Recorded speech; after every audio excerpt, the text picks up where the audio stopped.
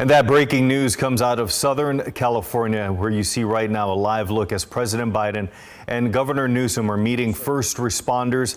They'll be holding a news conference regarding the wildfires in Los Angeles County. We can tell you that these 3 fires in Southern California have turned deadly. So far, at least 2 people have died. Tens of thousands of people have been evacuated from their homes. The fire now has covered tens of thousands of acres in Los Angeles County, and we are just moments away now from the president and Governor Newsom from addressing us and being able to pass along the very latest information. We do know that both of them were originally scheduled to head to D.C. for the funeral of former President Jimmy Carter, but instead both decided to stay here on the West Coast amid this emergency right now. Let's take a listen in right now as everything gets underway. Counties throughout Southern California for an event just like this. And on Tuesday morning, the Palisades fire began. I'd now like to introduce you to Chief Crowley, who can touch on the Palisades fire. Chief. Thank you. Thank you so much, Mr. President. I'm here just to provide you a brief on 3 significant fires that have occurred within the city of Los Angeles. With that, I'm going to be focusing on the Palisades fire. That fire broke out yesterday morning around 10:30. We did pre-deploy a number of resources. We knew there was a potential for a significant threat to our constituents due to the weather event. High winds. I've never seen the winds in my 25-year career. So we leaned forward as much as possible and pre-deployed. With that, we had a significant amount of fire that occurred. We had an aggressive fire attack. The fire has grown from originally 10 acres to 10,802 acres as we speak. It's an active firefight with our firefighters, and they're doing their very best to protect our people within this area. Interesting enough, because of the winds and the low humidity, we had a second fire also break out, and that was the Hearst fire, which is just north of that area. Again, this was close to 11,000 acres. This is close to 500 acres that also broke out. The information that I want to share with you is also the significance of multiple fires in the area within the city, but also the county. That's the second fire that actually came out, and we're actively engaged in that firefight. The third fire then broke out this morning at 4 o'clock in the morning, in which we have an active firefight there as well. We're working with our local jurisdictions, our state, regional, as well as federal. So we're doing everything we can to protect life first and property next. We'll go ahead and then pass this off to Police Chief McDonald. Thank you. Thank you, Chief. Mr. President, it's an honor to be able to be here and be part of this and represent the men and women of LAPD and policing to support our partners in the fire service. What we saw here in the last 24 hours is unprecedented. I've never seen anything like this. Fires driven by the type of winds that we saw, up to 100 miles an hour. Our role out there is strictly support, to be there for evacuations, to get people out of the affected area, to be able to provide for traffic control, and then crime suppression as the fire is fought, and some may come in and try and take the opportunity to go into these homes and steal from them. So we're going to be on top of that. I just want to say the relationship we enjoy here, in my case under the leadership of Mayor Bass, but all of our elected officials, is unlike I think anywhere else in the country. We are blessed to have the relationship between police and fire that we do here. Unfortunately, we do this kind of thing frequently, never to this level, but I can't say enough about how important that is. And as we go into the next 5 years with the Super Bowl and the World Cup and the Olympics coming up, it's critical that we maintain those partnerships. So thank you for this opportunity, sir. Next up. Oh, sorry. Let me introduce my partner from the County Fire Department, Chief Tony Maloney. Yeah. So thank you, Mr. President. I'm going to be giving you an update on our Eaton fire, which is east. Where does the county start? The county starts all the way up in Lancaster and goes all the way down to the Long Beach border. We go from the county line in Ventura all the way out to Pomona, 4,300 acres. So we have a fire east of the Palisades fire that began last night. It's called the Eaton fire. It's currently 10,600 acres, 0% containment. We have over 750 firefighters on the line. Unfortunately, 2 people have lost their lives. Residents have lost their lives at the Eaton fire. It's impacting tens of thousands of homes, not only in the city of Pasadena, but also the county area of Altadena. And we're doing our very best. We just had our out-of-state resources arrive from Arizona at the Eaton fire to assist us. Last night, as the Region 1 coordinator, I contacted the Governor's Office of Emergency Services. We requested 250 additional engines into LA County with 1,000 personnel. We also are using our compacts with other states like Arizona, Nevada, Oregon, and Washington. Firefighters from those regions are on their way down to Los Angeles County right now to assist us. So thank you for your interest. Thank you for your attention.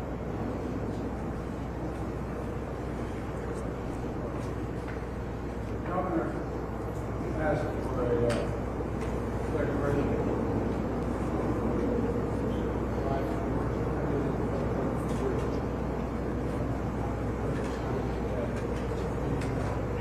Folks, the fact is that directing DOD, Department of Defense, to rapidly provide physical firefighting personnel and capabilities. Also, California National Guard is adding 2 modular air firefighting systems units, and 2 more are being ready for the National Guard, the Nevada National Guard. 4 more are coming from the Northern Command, and 10 Navy helicopters, water rockets coming down from CFA. We're prepared to do anything and everything as long as it takes to take these fires and help them construct and make sure that they get back to home. They hell of a long way. The time.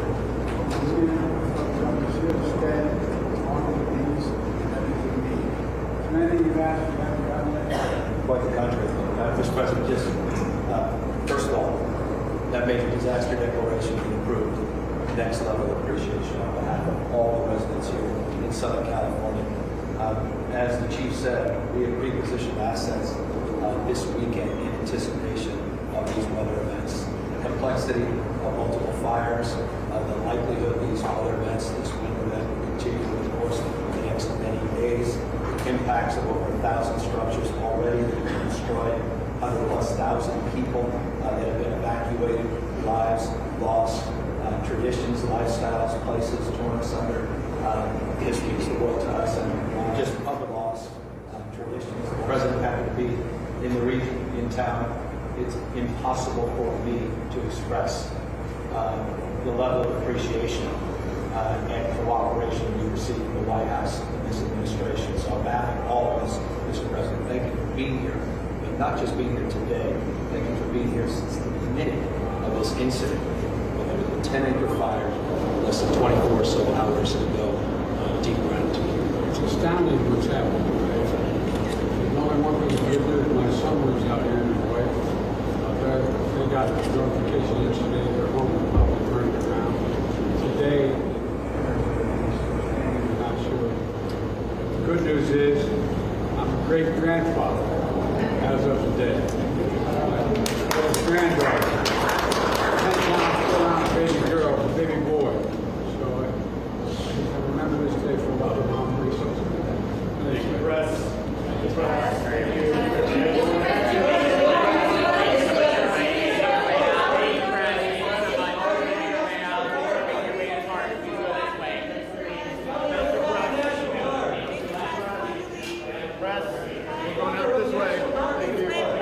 Thank you.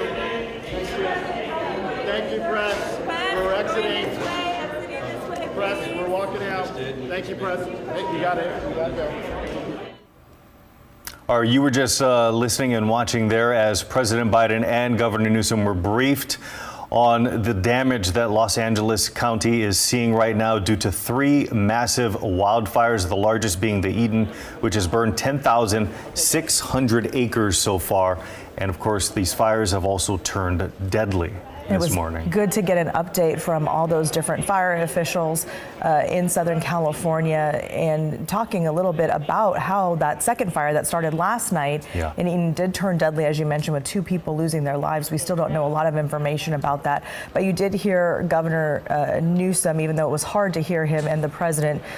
You did hear him talk about how they've, had to move assets around, just because now we're dealing with 3 fires, not just 1 fire, 3 fires. Yeah, and earlier this morning, LA County officials say that they were also, not only is it an all hands on deck situation, as you can imagine, but they're also getting resources in from Washington State, Oregon, and Nevada as well, who are all coming in. And there's been a lot of pleas this morning from other states saying, we're going to be sending firefighters there to you, whatever you need to help in this unprecedented situation. That one fire official said something really interesting, Mike, and it's something that because we've been so focused on what's happening as we're looking at live pictures right now of another structure burning before our eyes, is that the next 5 years for Southern California are going to be intense, not just a Super Bowl, but an Olympics and all the other things that go on with having, 2 NFL teams and 2 NBA teams and huge colleges like USC and UCLA. So they just have so many events. And he said, we're really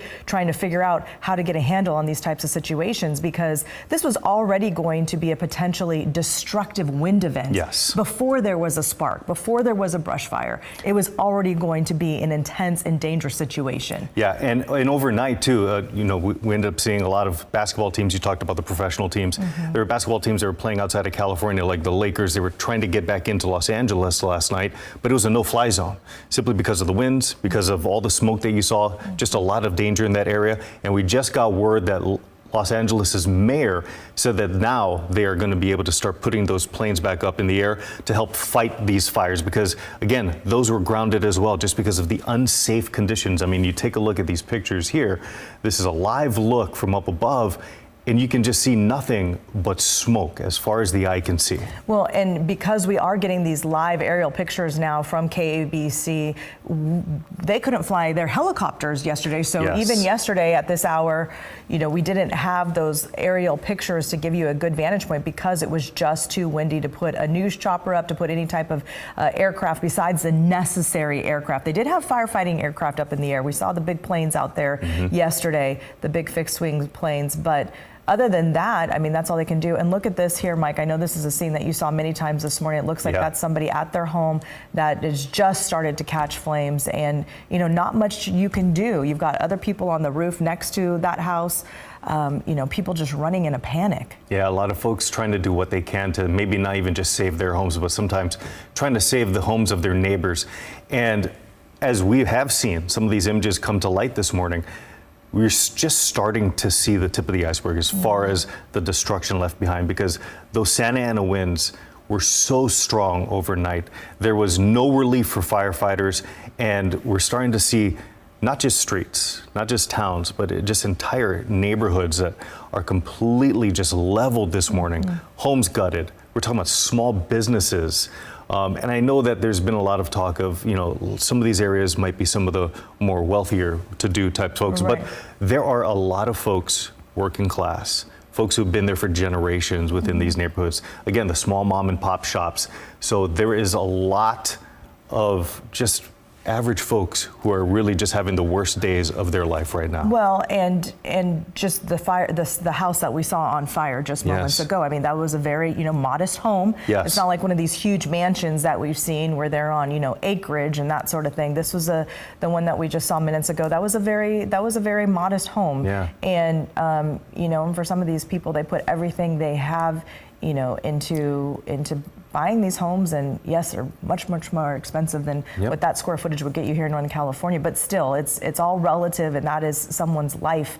Absolutely. Maybe their life savings. As we're taking another aerial picture, which we did not have the advantage of having this. That looks like a sea of fire, Mike. It really does. It looks like a sea of fire, and that's because the glow off of the ocean. Okay, that's what that maybe possibly. I'm not sure I've ever seen anything quite it's like tough that. It's tough to decipher because again, there's so much smoke Yeah, and that may so have much actually been the flames. sea. That's probably why. But you were seeing the glow, the orange glow on the water there, and that made my heart stop there for a second. But you could see just what an inhabited area this is. There are just homes for as far as the eye can see here. And when the flames are that big, when we're this far away, you know they're ginormous in person. And if we can go back to the images coming from the residents, I know it's not the most stable shot in the world, but you can see again those folks up there on the rooftop doing what they can. I mean, we've seen a lot of this. We've seen fire crews who they are working full tilt this morning.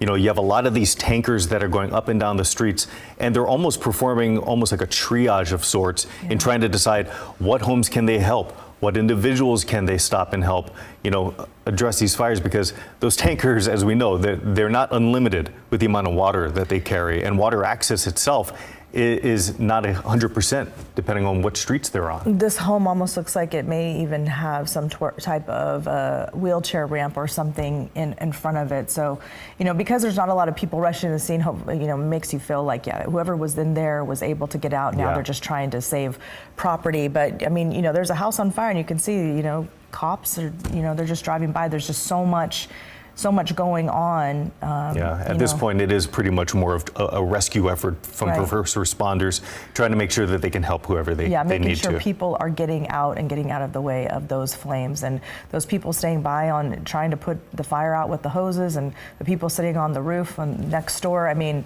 your heart goes out to them. That's definitely not what fire officials want you to do, because that whole situation can turn very quickly and turn on you, and those hoses really aren't going to do much. But I get it. I might be doing the same thing. You just feel so desperate in the moment. Yes, absolutely. That's a perfect word for this morning and this event. And unfortunately, those winds aren't going anywhere. Yeah. And hopefully at some point, firefighters get some sort of relief. Winds that topped, as they said, 100 miles per hour. Wind gusts overnight at 100 miles per hour. For the West Coast, that is just unprecedented. And at least they are getting a little bit of those flames out. So we just wish all these people the best. We're going to continue to follow this for you. We're going to have the very latest coming up on the KCRA 3 news at noon in about 30 minutes. We'll see you back here on KCRA 3 and My 58. We'll also have coverage for you. And make sure you download the KCRA 3 app.